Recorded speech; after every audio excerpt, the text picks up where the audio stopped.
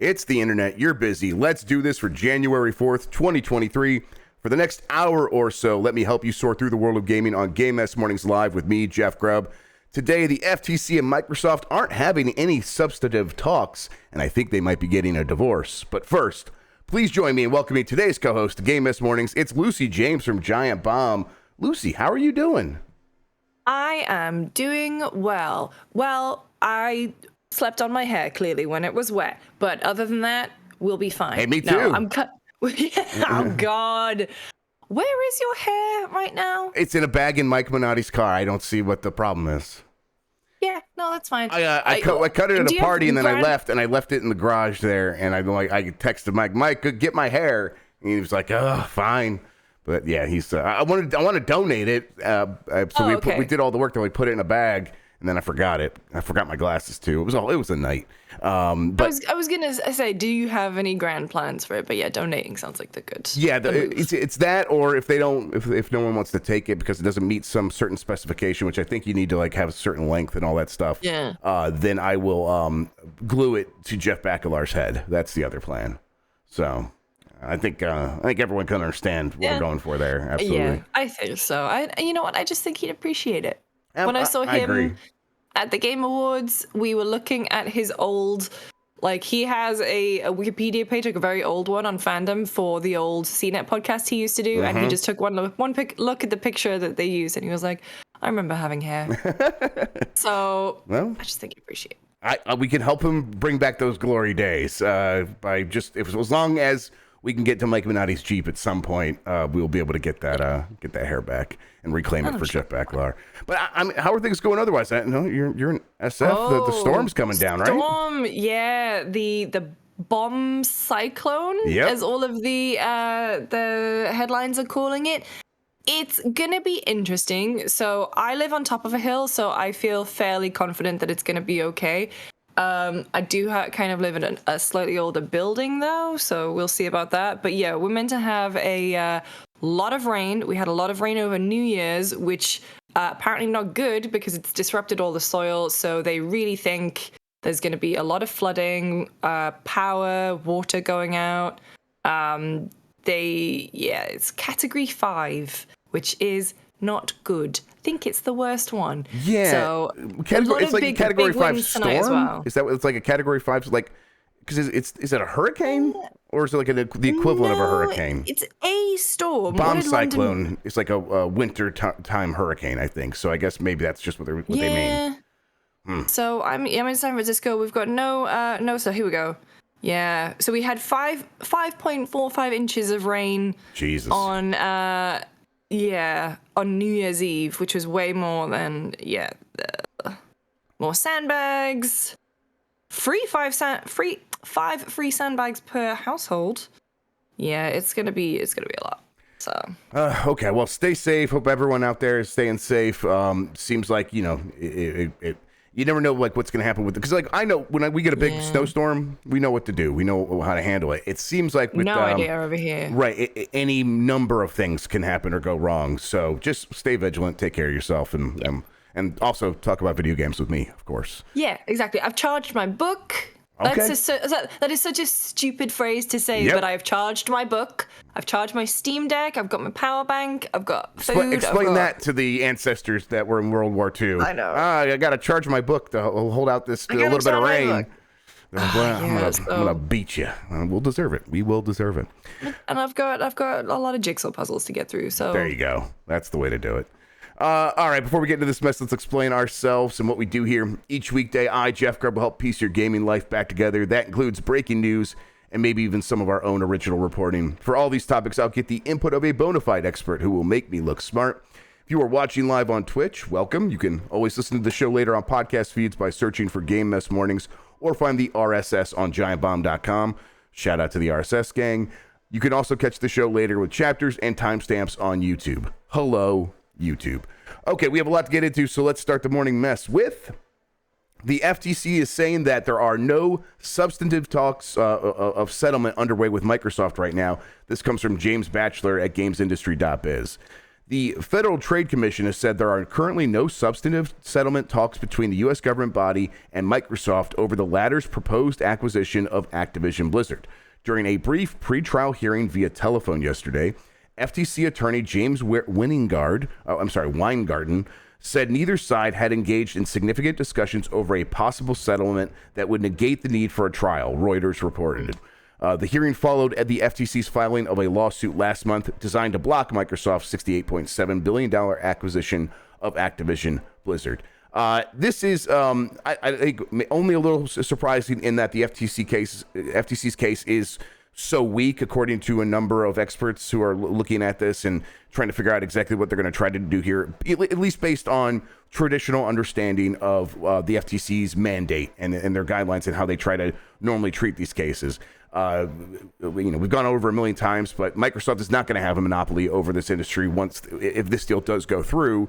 And so it's kind of, and really FTC is not even trying to really argue that. They're coming up with other arguments of like, it'll make it difficult to compete in this small, like sectioned off segment of the market that only exists if you don't include Nintendo, which is very weird. But really, the FTC shouldn't really feel the need to go out and make a big gesture towards Microsoft about, hey, well, yeah, if you want to settle, we'll have talks, because the FTC can't really lose at this stage. They, if they do lose this court case in front of the judge, in the adjudicative process here, they can appeal the decision.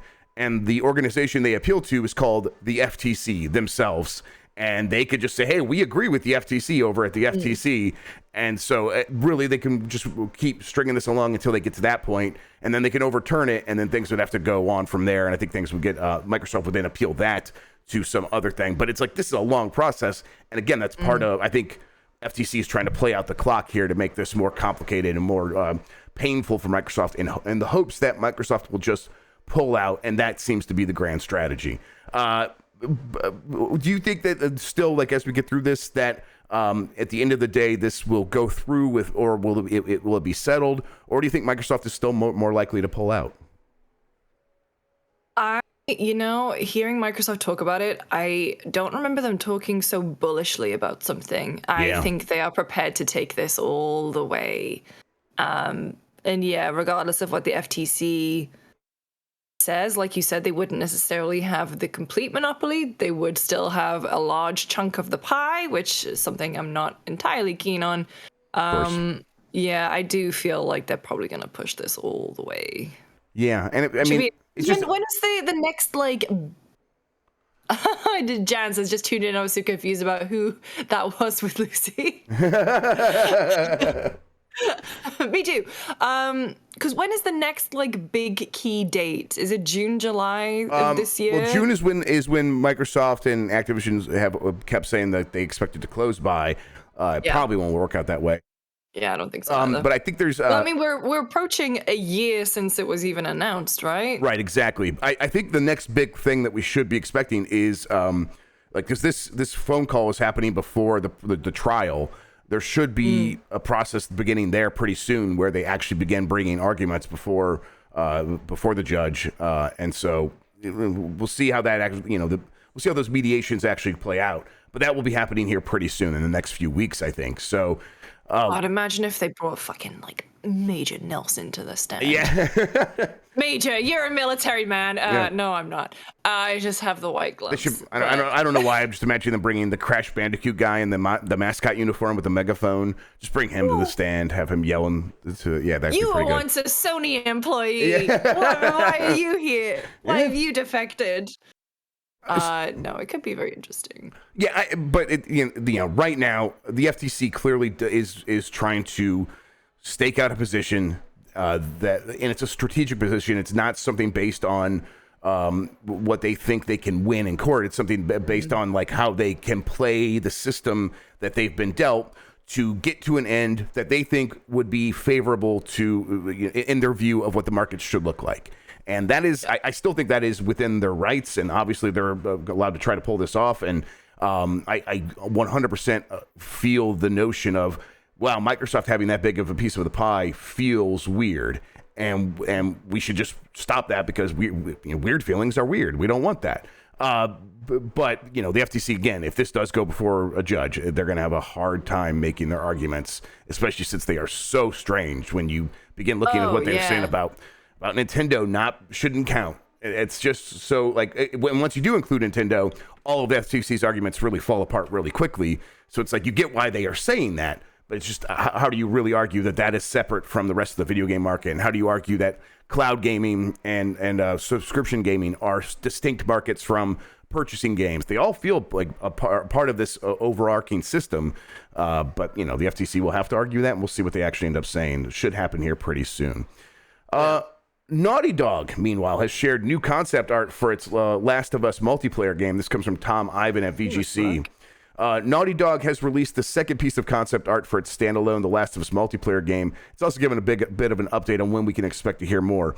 The studio shared the first concept art from the project last June when it revealed that the title will feature its own story and a brand new cast of characters. Studio co-president Neil Druckmann said in a blog post today that more information on the game will be revealed later this year. Let's go to bring this up. Take a look at that. I mean, it's not much, but I mean, it is, I guess, a sign of life for this game that we've known is been in the works. And the reporting that I've been able to do on this is that it is going to be much bigger than they ever intended it to be originally. It is going to stand alone or stand apart from The Last of Us. Like, it'll have its own name. It will not be included in any sort of, you have to buy The Last of Us and then this is the multiplayer mode in there. It's going to be its own thing. And they are really, really leaning into the live service aspect of this. Where are you at in terms of excitement for a Naughty Dog multiplayer game?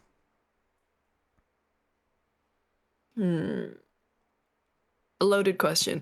I'm more excited about the TV show, if I'm honest, at the moment. I did replay Last of Us Part 1.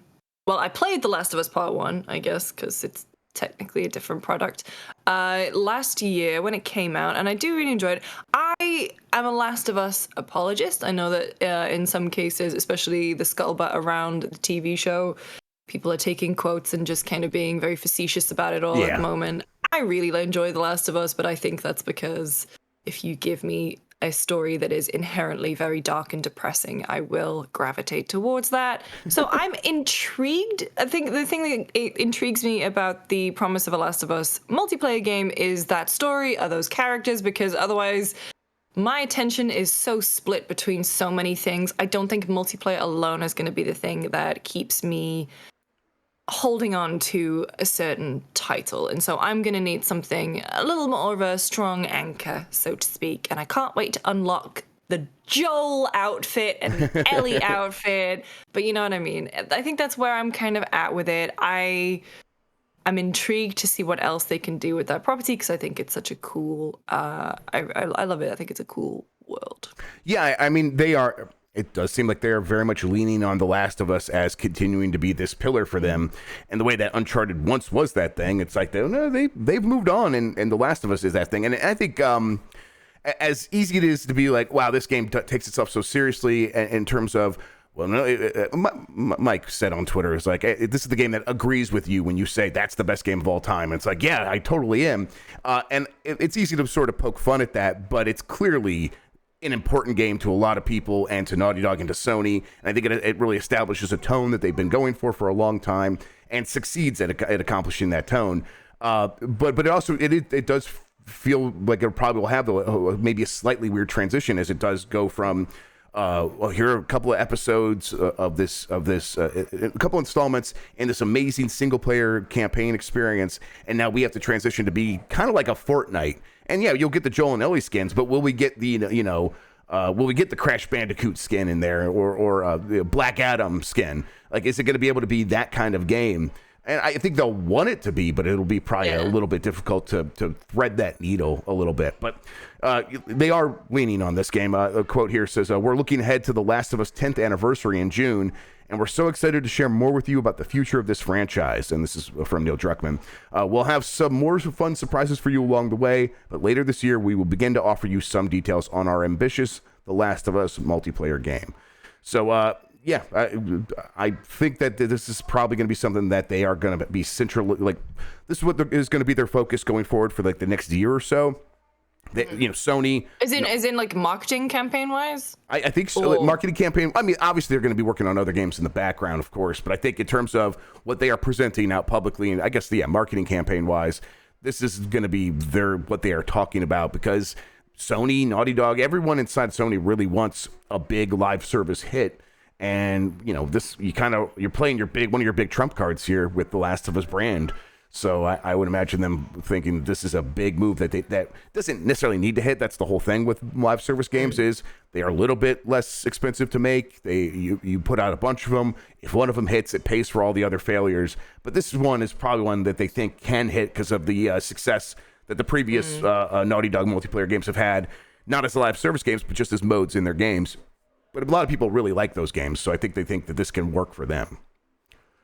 Mm-hmm. All right, moving on. Bandai Namco continues recruiting for Nintendo contract project. This comes from My Nintendo News. The team at Bandai Namco has announced on the recruitment site that they are looking for more individuals to help work on the company's Nintendo contract projects. News first came of Bandai Namco's joint project with Nintendo back in April 2022, during which 3 job listings were advertised on Bandai Namco's website for a project contracted by Nintendo, and the listings have once again become available. Whatever the project turns out to be, it will be a 3D action game, presumably based on a key Nintendo series. Nintendo and Bandai Namco have yet to officially reveal the intriguing project. Now, in a recent video from Masahiro Sakurai, one of the guy behind Smash Brothers, one of the guys that was also responsible for Kid Icarus Uprising, he talked about Uprising and teased that, hey, maybe something could happen with that game again someday soon. And when this news first broke about the Bandai Namco was working on a 3D action game to a big port for Nintendo, everyone was like mentioning a bunch of games as possibilities, but the sort of common wisdom, the common consensus became quickly, it probably is Kid Icarus Uprising. It is a game that was, a lot of people really like, but it's stuck on the 3DS. It's got to be like 2012. Yeah, I was gonna say 2011, 2012. I can't remember exactly, but it's also it's a game like you have to play on the 3DS, right? So yeah, locked to that system, the right. Nintendo way. Exactly. So if you do the work, and it's also a game that probably could make a lot of sense on like in a modern setting just as well if you just do a little bit of work to it. So makes some sense. I think it's probably something that. Oh, did I lose you? Oh, okay. Well, we've lost. That's my Discord resetting. That's not Lucy going away. Let's get you back here. I lost you for a second there. It said you went away from me. Yes, I went away from you. There we go. All right. Let me just fix that real quick. Big Lucy. Oh no. Is this like the final Pam of me? The final Lucy. I have been watching a lot of Monster Factory again over the break. Can't go wrong with that. Can't go wrong. Yeah, if you lose me, it's the storm. It's the bomb cyclone. The bomb cyclone's finally come for her. Which I realize now is not the good cyclone, I don't know. No. All right, there we go. Now we're all centered. Well, we're close enough. We'll fix it up more later. Did you ever play Kid Icarus Uprising, Lucy? I did, but I didn't play too much of it because the 3D on the 3DS made me sick. So I had it and I played it a little bit and I was like, okay. And then that was it. What 2012, what would I have been playing on the 3DS then? Fire Emblem?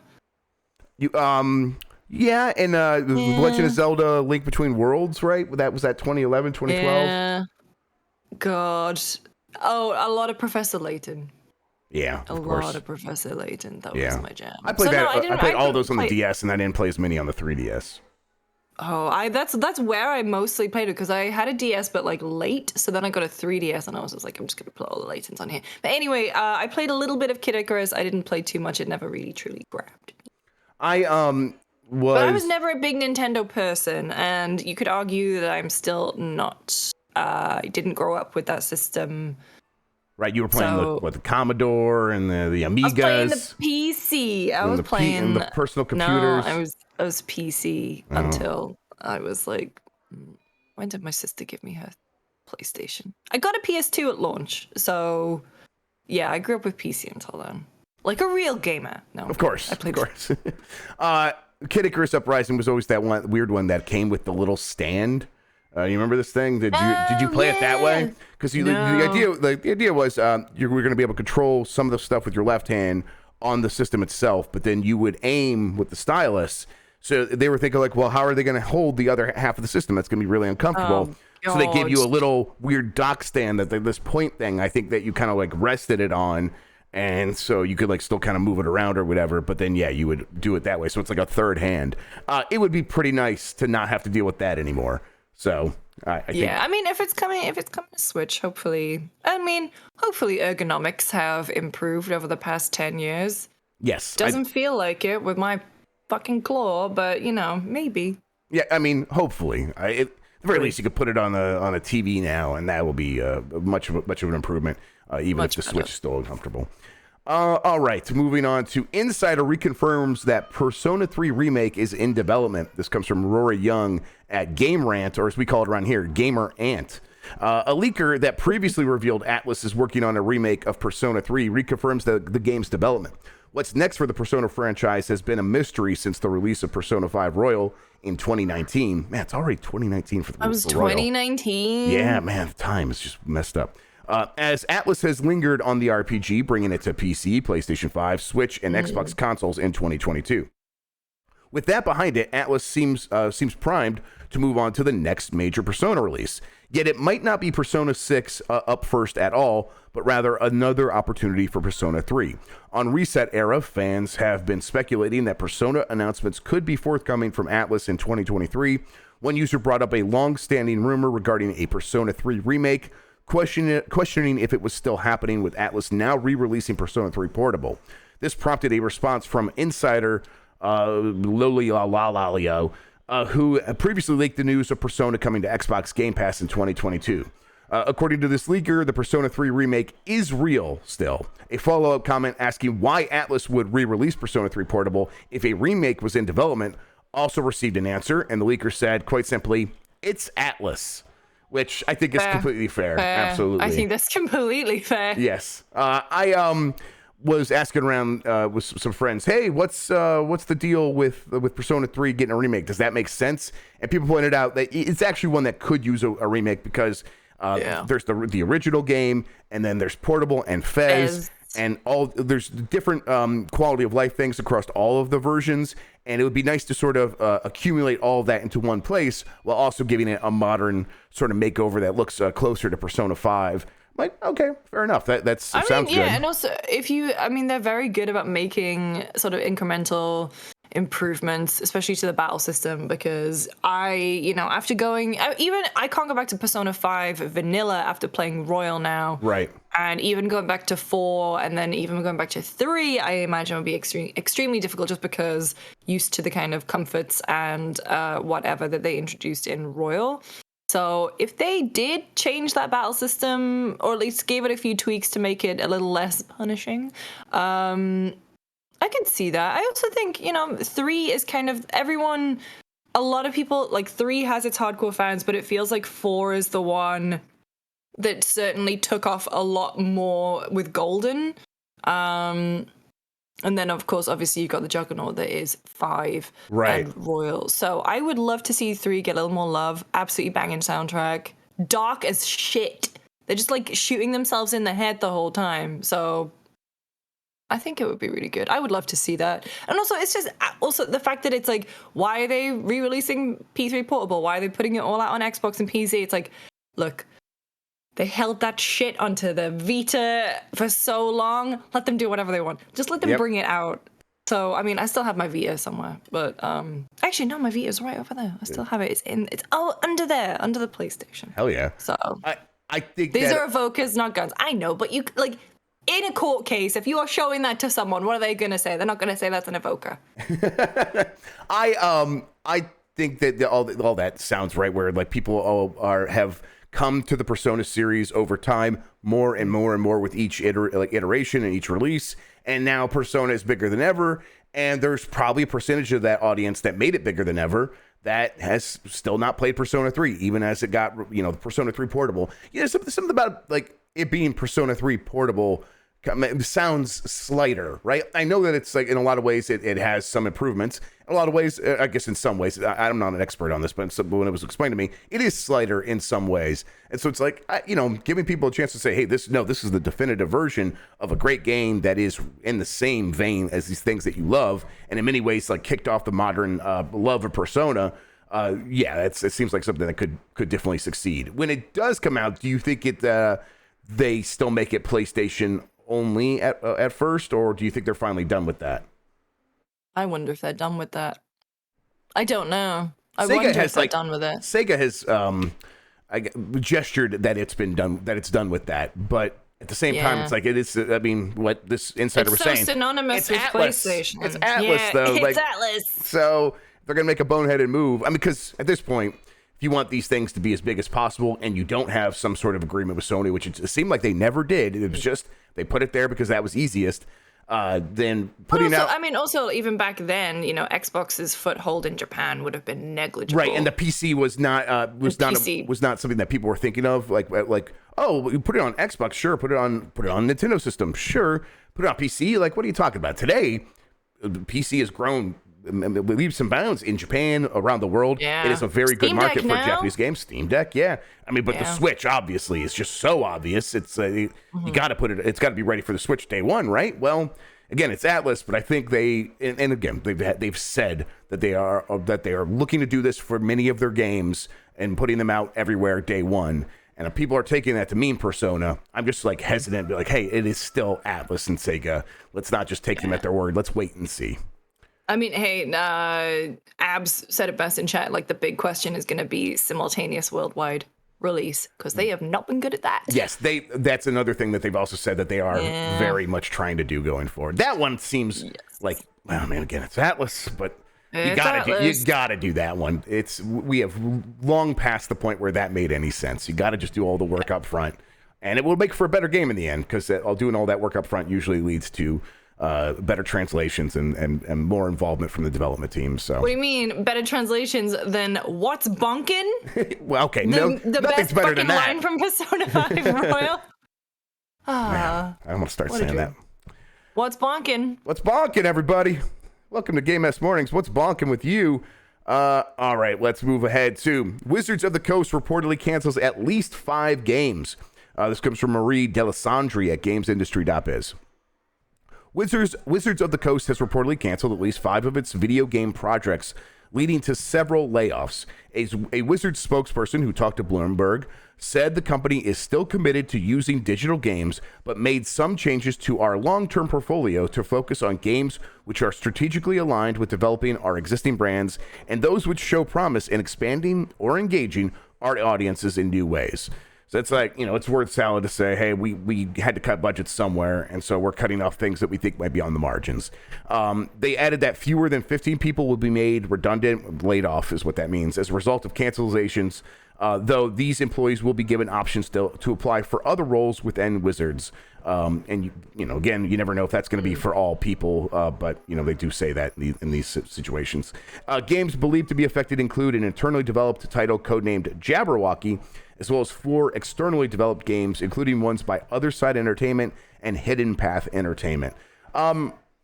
This does feel like the looming recession, worries about investments, worries about the ongoing collapse of several global economies come home to roost in video games. We often hear that video games are recession resistant. I mean, Bobby Kotick said it was recession proof. That was, of course, never true. But we see an example of this, and it feels like, no, this is what's happening. People are afraid to, they're looking for ways to cut back spending. And if you're Wizards of the Coast, you go to focus on your central stuff, and cutting off video games seems like an option. Does this worry you at all that it could be something that could spread to other developers and other publishers? So there's more layers to it, because I think the thing that's not mentioned, at least in this write-up, but I believe was mentioned in that the Bloomberg one from Schreier, was Hasbro, parent company, is kind of having a hell of a time. I believe their shares were down maybe 40%. I think I'm remembering that correctly last year. And so that is kind of another knock-on effect that perhaps you wouldn't necessarily see within a more traditional game development studio situation. Also, not hopefully things don't happen with Other Side and Hidden Path, because the way they're talking about people being made redundant feels like just their company. That's just the people within Wizards, with only 15 people there. And so hopefully nothing happens with Other Side and Hidden Path, and hopefully that all those teams remain whole and they can work onto another product, work on another game without any layoffs. But like, I think the belts are tightening all over.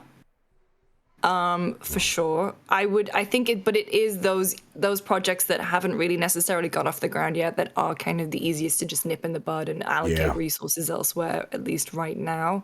But yeah, I mean, Wizards obviously makes a lot of money. D&D makes a lot of money. Baldur's Gate is fine. I did see Jason tweet, like, I have no idea why they picked an image of Baldur's Gate 3 for this story, because that's not been cancelled, but okay. And so, yeah, it's going to be an interesting, shitty year, I think. Yeah, it's, and if someone in chat was mentioning that Wizards of the Coast is like the one section of Hasbro that does make money.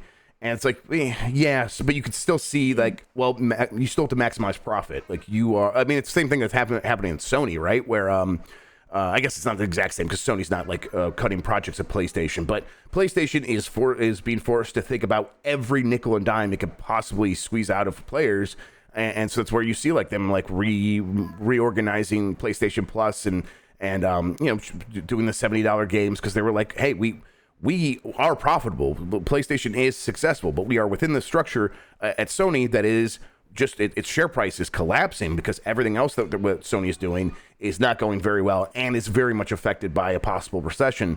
So they're building in a negative outlook. So at PlayStation, what can we do to make as much money as possible? And you know, it's I'm sure the same thing is happening at Wizards of the Coast, where they're like, yeah, we're making money, but what can we do to make as much as possible? How can we be as efficient as profitable as possible? And it ends up leading to situations like this. I always think that usually these are overreactions, but I mean, these are the people in charge of these businesses are trying to be like, well, we got to make ourselves as resilient as possible. And you're not going to be able to talk them into not being scared of when everyone else they're talking to that are in charge of other businesses are just as frightened as they are of what's coming. But hopefully it's, I don't know. No one can predict like when a recession is exactly going to come and what it's going to feel like. Hopefully it passes by quickly. There's no reason to expect it to be as bad as something like 2008, 2009. But still, it's like, why does these things always loom over us? And here we are once again. Yeah. Randall also says, could also be that video games are just very expensive. Oh, yeah. Very true. Yes, video games are expensive. Yeah, I mean, take a long time. Yeah, but these do seem like they were smaller projects, though. And it's I think so. Yeah, and so they could, you know, you get 5-6 of these out, and they cost, you know, a couple $100,000. I guess that's probably a lot of money, but well, we'll see. All right, so let's move on. System Shock Remake now targeting March 2023 release date. This comes from Demi Williams at GameSpot, or as we call it around here, GameSpot. GameSpot. I was gonna say Gamer Ant. Yep, Gamer Ant, GameSpot. It's a theme, everybody. Developer Night Dive Studios has confirmed that its System Shock Remake, which has been in development since 2016, now has a March 2023 release window. The System Shock Remake was announced almost 7 years ago and has been a crowdfunded project ever since on Kickstarter. As of January 2023, the title has 21,625 backers and 1,350,700 pledged to bring it to life. Although the remake has had several release windows in the past, ranging from 2017, 2018, 2020, and 2021, Night Dive has finally confirmed it will actually launch in March 2023. Now, I mean, you say, how can you believe them? But here's a quote. As some of you have already pointed out, this is not our first time announcing a tentative launch window, but over the past few years, much has changed. The scope and scale of the project has evolved dramatically, and with Prime Matter joining the project, it's enabled us to focus on the quality of life improvements, bug fixing, and localization of support. The last major steps towards releasing a game, and these are the last major steps towards releasing a game, and we're all incredibly proud. So do you think this is actually coming out now? Yeah, but I did just look up what else is coming out in March beyond Resident Evil 4 Remake. Oh, God. So what have we got? Last of Us, PC, Wolong, Fallen Dynasty, Skull and Bones. Oh, yeah, it's coming out. Peppa Pig World Adventures, Let's that go, Peppa Bayonetta Pig. Origins, Jedi Survivor, Have a Nice Death, Storyteller, Resident Evil 4 Remake. Oh, and Crime Boss Rocky City is March? Is that really coming out in March? That one's so weird. Is it? I don't know. GameSpot.com. Like, that could always be wrong. Let's see here. GameSpot.com being wrong? I don't think so. But well, I mean, the information that they get from the developers, they could be lying. That's what I mean. I guess that one is supposed to come out in Q1. I do remember talking about it on recent. So it is the 28th of March, according to EpicGames.com. Oh man. Listen, everything's just trying to get out of the way of Forspoken, so I don't believe anything's gonna. Oh my god, I forgot that was coming out. Yeah, it's a busy time, but I mean, at a certain point, this game has to just exist in its own vacuum a little bit, right? You've been in development for so long. It has to, and if it's Kickstarter, so many people will have just been pushing for it and waiting for it along the way, so it's definitely going to have its audience. I am excited about it, to be fair, but I don't think it's going to make my March games. It might be my April or May, but... Yeah, it's the kind of thing where once it's actually here, I will pay more attention to it, but this is also probably the right sort of amount of time to make this announcement. It's January now. You say it's coming in March. That's 2 months. This feels like you can't say that unless it's actually coming out. A 2 month. I say that it'll probably still get delayed by like a week or something. But it feels like they can actually pull this off now. Just because it's not, they're not announcing this for a year later where anything can happen. They must know that they have it ready to go to actually go. And to back up GameSpot. I checked with the gamer browser, and it does say Crime Boss Rocky City is coming March 28th. And there we go. You can always trust the gamer browser. Fuck yeah. Michael Madsen at it again. Oh, man. Him at the Game Awards when those two guys next to him were just like going ham with their theatrics. Yeah. And then him going, wow. And then him like shifting it into pretending he was saying wow at the game instead of wow at these like weirdos beside him. That was the highlight moment for me of the Game Awards. You know, he was in the row that I was sat on, and I looked to my left and I saw this guy, and he was on the other side, and I was like, he looks a little like Michael Madsen, but that would be really weird. That'd be very and then he weird. came out and I was like, okay, well, I guess this is what we're doing. I think I like Michael Madsen a lot. I don't know. Whenever he's in a movie, I'm like, wow, I'm glad he's still getting work. That's great. Please don't forget his starring role in Dishonored. Oh, of course, yes. He's so good in that. Yes. So I'm intrigued. I'm intrigued by it. All right. Let's see. GeForce Now adds RTX 4080 support to cloud service. This comes from Stephen T. Wright at GameSpot. NVIDIA's GeForce Now offers high-performance gaming via the cloud, and it's now added RTX 4080 Super Pods as an option to customers. However, it's only available to Ultimate members, so you'll need to pay up if you want the top of the line experience. As noted in the press release, the 4080 Super Pods will offer 64 teraflops of performance, which they claim is 5 times that of the Xbox Series X. Which is not really how it works, but whatever, have fun. We're back on teraflops again, everyone. We're back on teraflops once again. They're also adding support for stuff like ultra widescreen gaming monitors, so the cloud service will actually work with that and support up to 3840 by 1600, which is very widescreen. The ultimate tier, which is what you'll need to get this, costs $20 per month or $100 for 6 months. And of course, you also need to own the games yourself, like through Steam. I don't think it's exactly a subscription service. I don't think they have any games included, other than, I suppose, the free-to-play games that you can then access through Steam or Epic and things like that. All right, finally, analyst doesn't expect a next-gen Nintendo console to come out in 2023. This is, I think, just an analyst echoing what I think everyone is feeling at this point. This comes from Jordan Midler at VGC. An analyst has predicted that there won't be a next-gen Nintendo console this year, instead suggesting it will arrive in 2024. Speaking with GamesIndustry.biz as part of a feature giving predictions for the upcoming year in video games, Piers Harding-Rolls, research director at Ampere Analysis, has predicted that Nintendo's next console won't arrive this year. I'm not expecting a next-gen Nintendo console in 2023. We have 2024 in our forecasts. He also expects that The Legend of Zelda Tears of the Kingdom to sell plenty of Switches, which is one of the reasons Nintendo won't rush it out. Of course, we recently saw that the Tears of the Kingdom leak of that OLED system that is just a Nintendo Switch OLED normal device, but themed to look like Tears of the Kingdom is in the works, is in actually being created right now, being manufactured. So it's like that suggests to me like of course nothing was going to launch alongside the Tears of the Kingdom, but there probably won't be anything for the rest of this year either, and they could just launch something whenever they want in 2024, right?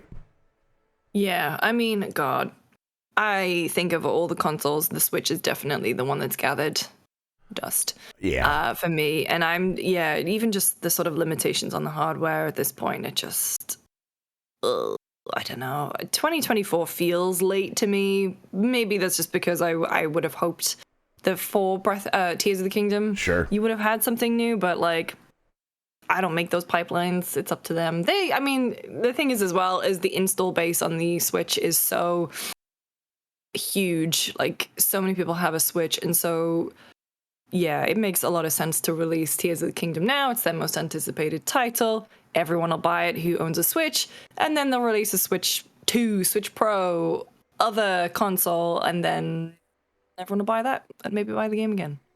Yeah, I think makes sense. That, I mean, it definitely makes sense. It also, it's this Zelda game has been promised for so long. They probably feel like, let's just get this out clean for this system, and then we have another game that we can worry about making cross-gen with, like Metroid Prime 4, and that'll probably be a bridge we'll cross when we get to it.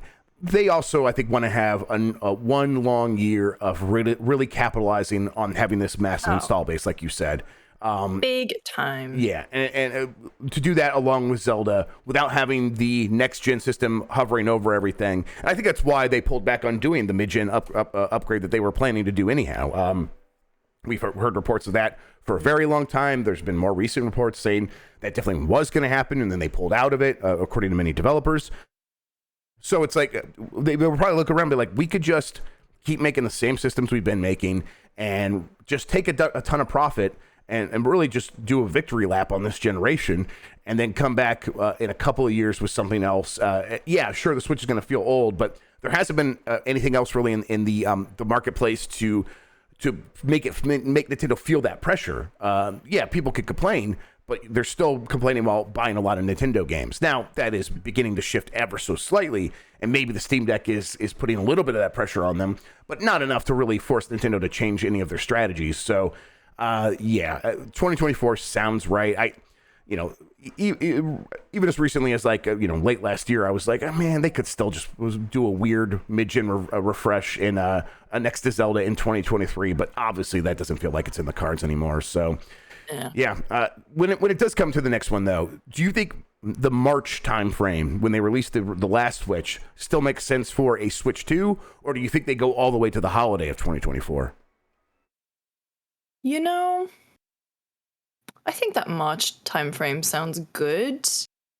I mean, then you get the benefits of like the rest of 2024 having it, and like you get the financials coming through the whole year instead of just at the end. So I don't know, maybe I think March makes sense. Hope March, because it's an inside baseball thing. It's really annoying when fucking consoles come out at the end of the year because everything else comes out at the end of the year. So don't do that, please. Nintendo, please put it out in March when everyone has the bandwidth to cover everything properly. Yeah, give me something to do instead of going to GDC. I'll just play. I'll play that instead.